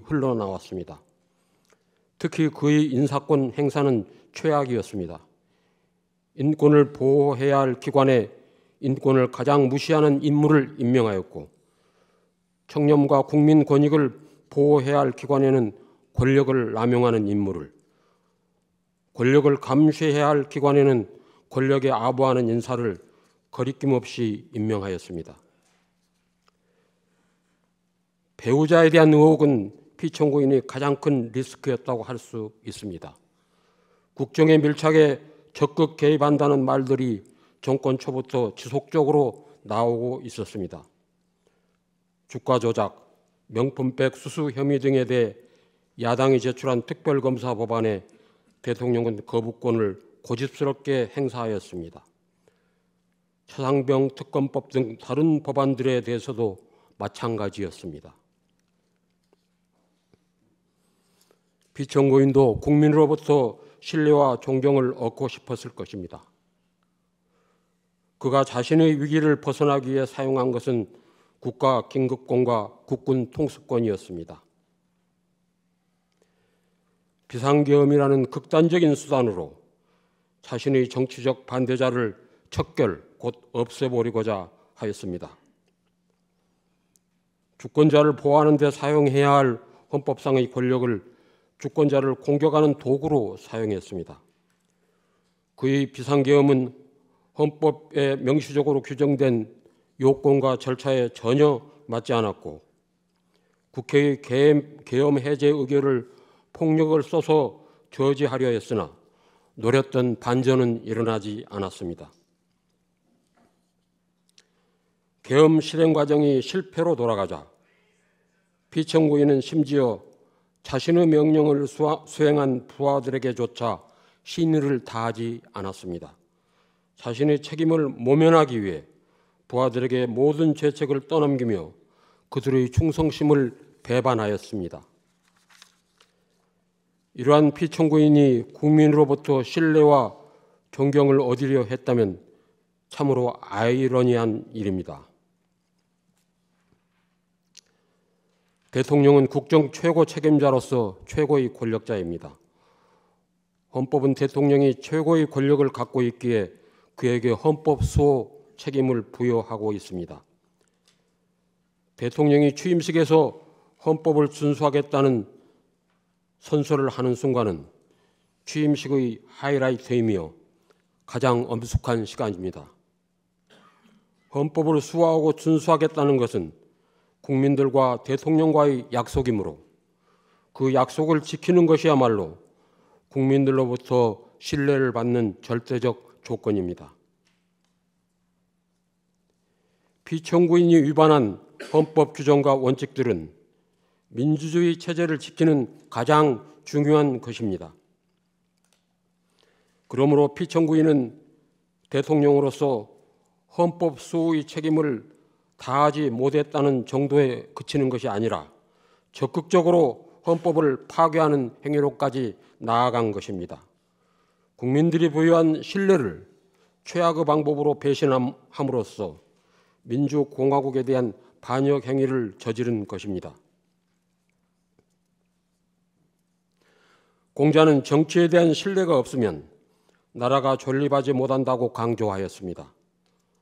공자가 말한 정치에 대한 신뢰를 오늘날의 언어로 바꾸어 말한다면 헌법에 대한 신뢰, 민주주의에 대한 신뢰라고 말할 수 있습니다. 민주주의가 보호하는 것들은 특별한 것들이 아닙니다. 상식적이고 평범한 것들입니다. 민주공화국, 인간으로서의 존엄과 가치, 법 앞의 평등, 양심의 자유, 언론 출판의 자유, 집회 결사의 자유, 학문과 예술의 자유, 보통 평등 직접 비밀 선거의 원칙 같은 것들입니다. 헌법에는 민주주의가 보호하는 이런 원칙들, 평범하지만 소중한 권리들이 적혀 있습니다. 이들은 우리 일상에서 상식적이고 평범한 것들이지만 결코 당연한 것은 아니었습니다. 이 평범한 민주주의 가치를 지키기 위해서 많은 사람들이 목숨을 걸어야 했고 피를 흘려야 했습니다. 자신의 삶을 걸고 싸워온 이 가치는 그대로 미래로 이어져 가야 합니다. 역사는 우리에게 경고합니다. 민주주의는 스스로 지키지 않을 때 왜곡되고 훼손되며 결국 무너지고 맙니다. 우리의 평범하고도 소중한 일상을 지키기 위해서 우리는 민주주의자, 곧 깨어있는 민주 시민이 되어야 합니다. 작년 12월 3일 피청구인은 비상계엄을 선포함으로써 이 모든 원칙과 권리들을 무너뜨리려고 했습니다. 평화로운 일상이 습격당한 그 순간에 우리는 민주공화국 최고의 권력이 오히려 민주주의와 헌법의 가장 큰 적이 될 수 있음을 확인할 수 있었습니다. 야당을 괴물로 민주주의 적이라고 규정한 피청구인이 스스로가 괴물이고 민주주의 적이라는 정체를 드러내는 것이었습니다. 피청구인 행위는 단지 자신에 대한 신뢰를 추락시킨 것만이 아닙니다. 그것은 민주주의와 헌법 그리고 국민들의 평화로운 일상에 대한 신뢰 모두를 흔들어 놓았습니다. 이제 공동체의 상식과 보편적인 원칙 그리고 정치와 헌법에 대한 신뢰를 회복해야 합니다. 이는 어느 정파를 지지하거나 반대해서가 아닙니다. 오로지 대한민국이라는 민주주의 공동체를 위해서입니다. 헌법이 무너진 현실 속에서 시민들이 헌법전을 찾아 읽고 필사까지 하고 있다고 합니다. 헌법조문을 읽고 필사하며 슬픔과 좌절감을 느끼는 경우도 있지 않을까 걱정스럽기도 합니다. 하지만 지금이야말로 시민들이 민주주의와 헌법을 그 합당한 깊이에서 제대로 이해할 수 있는 축복의 시간이 될 수 있습니다. 대한민국 미래의 희망을 볼 수 있기 때문입니다. 헌법의 작동을 이해하는 시민들이 많아질수록 우리의 평화롭고 아름다운 일상이 유린되는 일은 생기지 않을 것입니다. 존경하는 재판관님, 오늘 우리가 이 자리에 모인 이유는 바로 민주주의와 대한민국의 가치를 침해한 권력자에 대한 탄핵 심판을 위해서입니다. 그에 대한 검증은 끝났습니다. 사람에게 충성하지 않는, 하지만 충성만을 받고자 했던 인물, 상식을 뛰어넘는 언동으로 일방통행만을 일삼았던 인물, 손에 왕자를 새기고 나타난 인물, 대규모 군사 퍼레이드를 즐기며 역대 독재자 대통령들을 찬양한 인물, 헌법을 준수하거나 소화하기는커녕 파괴한 인물, 그가 대통령이 된 후 부끄러움은 온전히 국민의 몫이 되었습니다. 본 대리인은 감히 말씀드립니다. 지금 우리는 대한민국 민주 헌정사에 있어서 최대의 고비인 지점을 지나가고 있습니다. 이 재판은 민주주의와 헌법을 지키는 재판이며 대한민국의 존립을 지키는 재판이 될 것입니다. 우리는 민주주의의 가치를 믿으며 그 가치를 수호하고자 합니다. 오늘 우리는 모두 민주주의자입니다. 부디 피청구인 대통령 윤석열을 파면하여 주십시오. 감사합니다.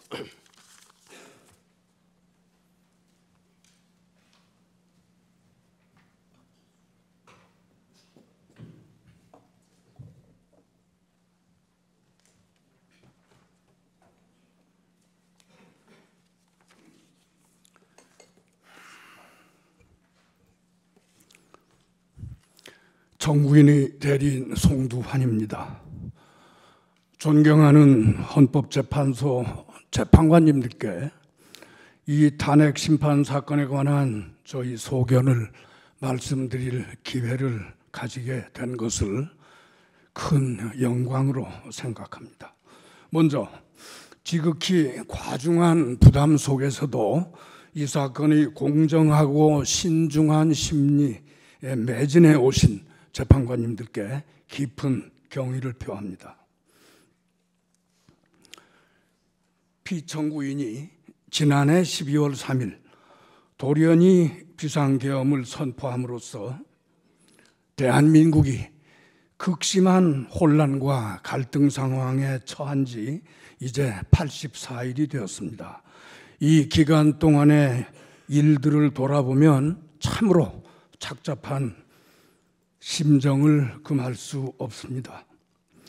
피청구인의 계엄 선포 당일 우리 국민들이 느꼈던 황당함과 놀라움, 충격과 공포, 불안과 분노 등 지금도 그 느낌이 생생합니다.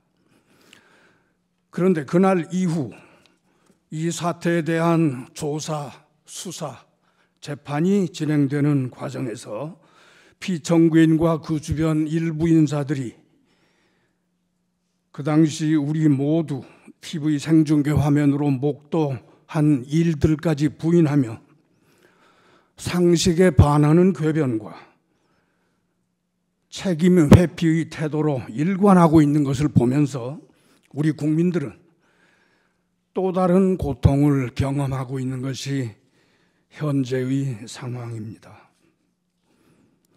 피청구인이 이른바 친위 쿠데타의 형태로 내란 행위를 벌인 것에 대해서 그 사실관계를 파악하고 그에 합당한 헌법적 대응을 하고자 하는 것이 바로 이 탄핵 심판입니다. 그런데 피청구인의 일련의 내란 행위, 그 사실관계와 성격은 기실 매우 단순하고 매우 명확합니다.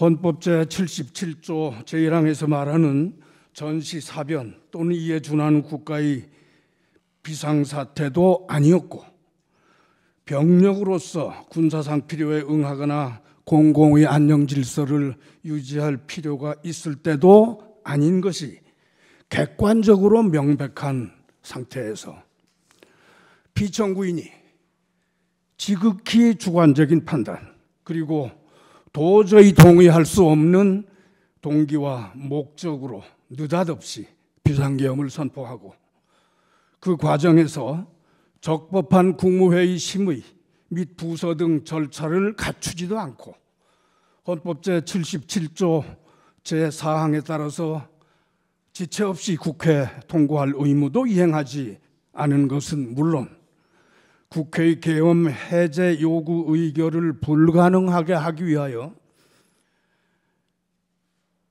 국회의 활동 등 일체의 정치 활동을 금하는 내용의 계엄 포령을 발령하고 국회의원의 국회 출입 통제 및 체포를 위한 병력을 출동시키는 등 일련의 내란 행위를 함으로써 헌법과 법률을 위배했다는 사실은 이 탄핵 심판 사건에서의 증거조사 그리고 그와 관련된 수사 및 조사 과정에서 이미 명백하게 드러났습니다.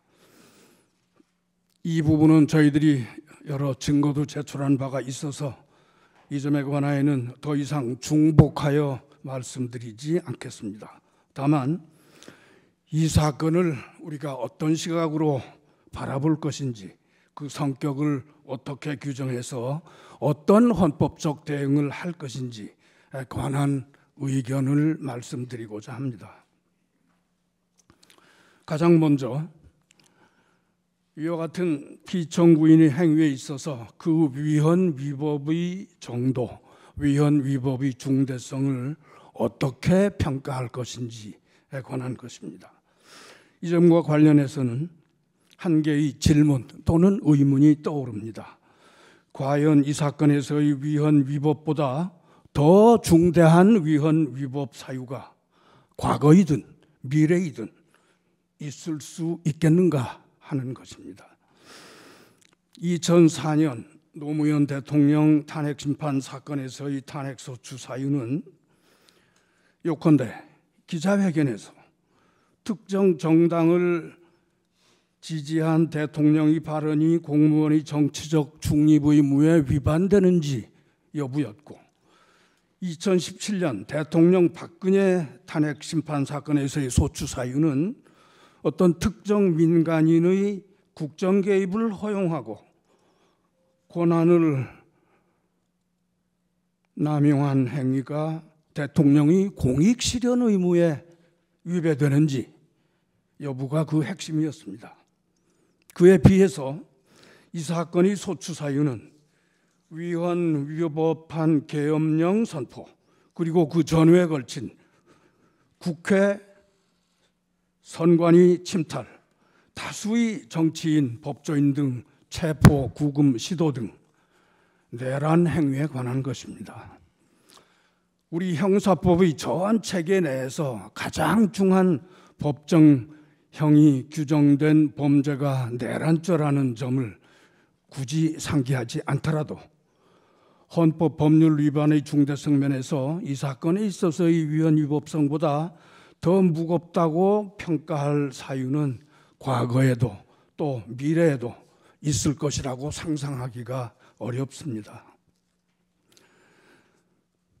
나아가 대통령의 국법상 지위가 어떠한지 잠시 생각해 보겠습니다. 대통령은 국정의 최고 책임자, 헌법의 수호자이면서 국군 통수권자입니다.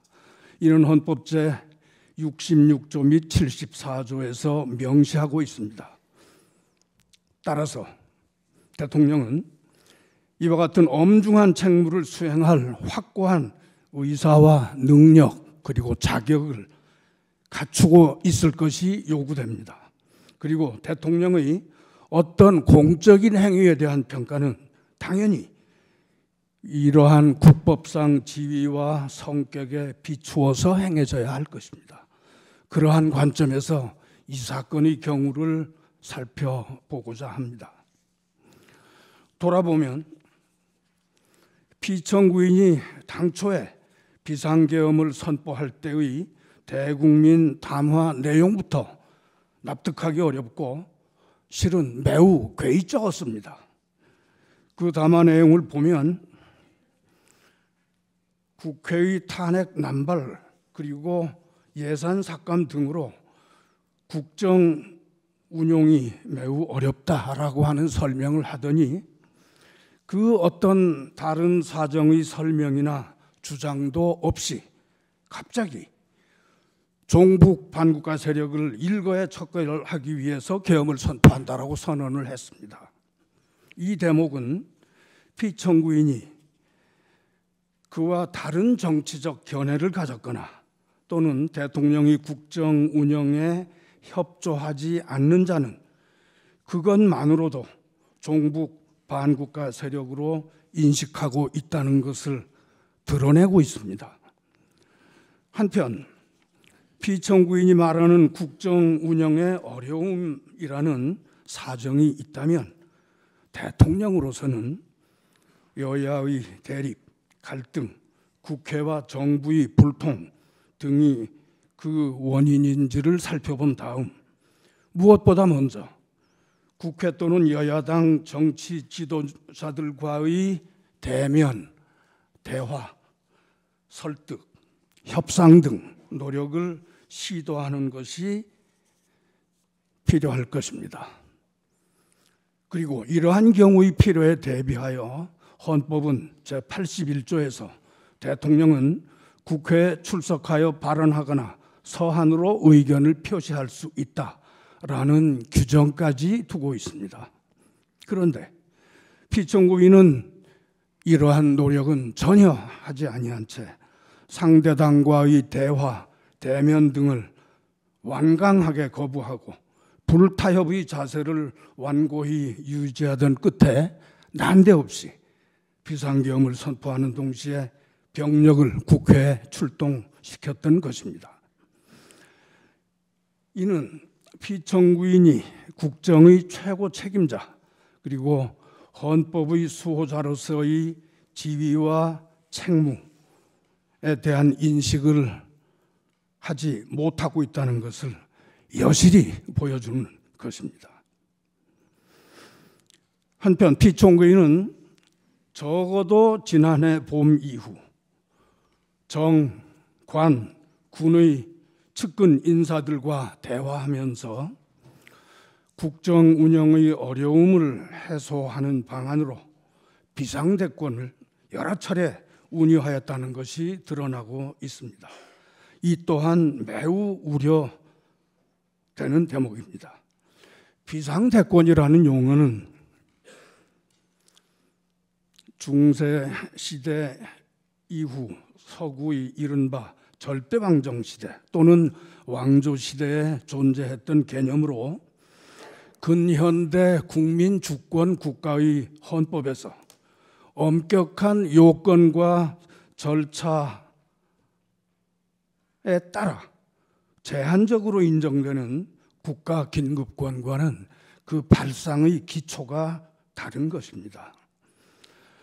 그리고 피청구인은 실제로 이 사건 비상계엄의 선포 및 일련의 내란 행위를 함에 있어서 헌법과 법률에 정한 실체적 또는 절차적 요건 등을 전혀 괴념하지 않고 함부로 진행한 것으로 드러나고 있는데, 이는 피청구인이 과거 절대왕정 또는 왕조 시대의 비상대권 개념에 함몰되어서 현대 국민주권 국가의 대통령직에는 전혀 맞지 않는 그런 시대착오적 인식을 가지고 있다는 것을 보여주는 것입니다. 이러한 점에서 피청구인은 헌법 수호자로서의 의사와 능력, 자격, 나아가 국군 통수권을 보유하고 행사할 능력과 자격을 갖추었다고 도저히 볼 수 없습니다. 또 한편 피청구인은 비상계엄 선포 당시 최우선적으로 선거관리위원회의 군병력을 출동 침투시켜 제압하고서도 이제 와서는 부정선거 음모론을 믿었던 것은 아니다. 단순히 선거관리 시스템 점검을 하고자 했던 것이다 라고 주장하고 있는데, 그러한 선거관리 시스템의 점검이라면 대통령의 통상적인 행정권한 행사로 충분히 가능한 것이므로 결국 이는 피청구인 스스로 병력을 출동시켜야 할 국가 비상사태는 아니었다라는 것을 자백한 것과 같습니다.